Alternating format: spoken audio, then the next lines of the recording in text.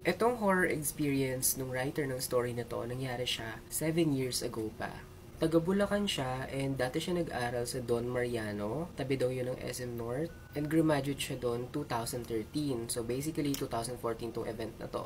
Nagkayayaan sila ng mga batchmates niya na magkaroon ng reunion. So from Bulacan, bumiyahe siya pupuntang QC. 10 a.m. yung start ng party. Then normal day, nagparty sila, nag-inuman, reunion. Natapos daw yung inuman nila around 4 p.m. Nag-decide siya na magpalipas muna ng tama ng alak sa bahay ng kaklase niya. Natulog muna siya, nagising siya 10 p.m. na.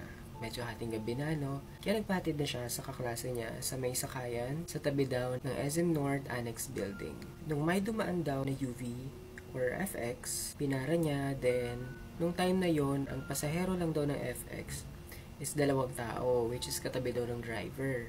Yung pwesto daw na inupuan niya is sa likod ng driver, so nasa tabi siya ng bintana. All throughout the biyahe, may na-pick up yung driver na 2 pang pasahero. And parehong tumabi sa tabi niya. Nung nasa tabang na daw sila, papasok ng Bulacan, doon na daw nag-start na parang nanlalamig daw yung katawan niya. At yung radio na pinapakinggan ng driver, nag-start na rin na kumalaskas. And sobrang masakit daw sa tenga yung tunog.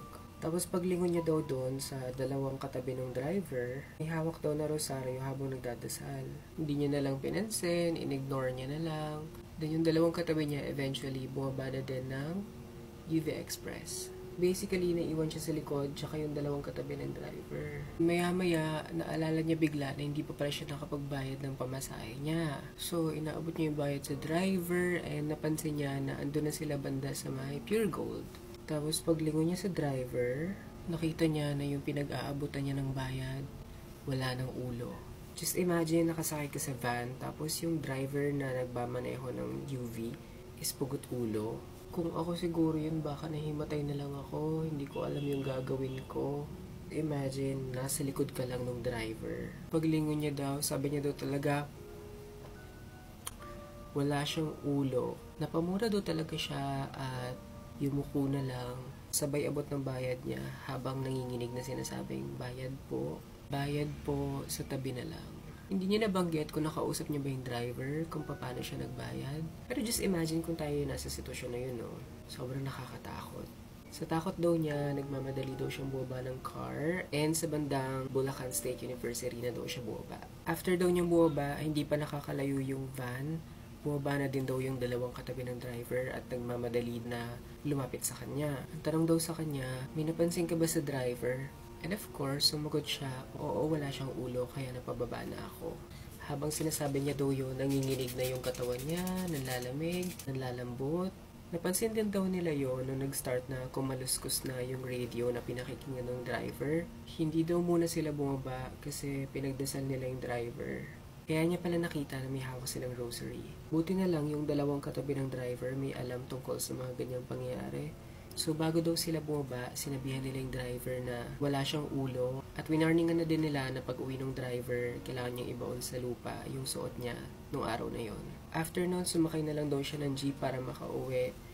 And safe naman daw siya nakauwi. Nakatulog din naman daw siya, pero syempre, dahil sa pangyayari, putol-putol daw. Inaumagahan, kinuwento niya daw sa tita niya yung nangyari. And guess what? Kinikwento niya yung nangyari habang nanonood sila ng balita. And may binalita daw na may na-aksidenteng UV Express sa bandang NLEX. The question is, yung kaya yung UV na nasakyan niya? O incidents lang ba yun? And kung yun nga yung UV Express na nasakyan niya, ano kaya nangyari sa driver? Buhay kaya yung driver? Or sugatan lang ba? And personally, ang question ko is, ano ang story behind sa mga ganitong insidente? Saan kaya nanggagaling yon? Kaluluwa ba yon? Demonyo? Hindi natin alam. By the way, this story pala is from Spookify. It was posted 2017 pa. And if you wanna check it out, the title is UV Express and shinare ko yun sa Facebook account ko. You can check that out if you wanna read it for yourself. If you also have stories like this or any kind of horror stories and you wanna share it to me, you can message me on my Instagram account and I would happily share it here if you would approve. Before I end this, meron akong tanong sa inyo. Anong gagawin ninyo kapag kayo yung nasa sitwasyon na makikita nyo walang ulo yung driver ng sinasakyan ninyo? Thank you so much for watching, and for more videos like this, please like, comment, and follow for more.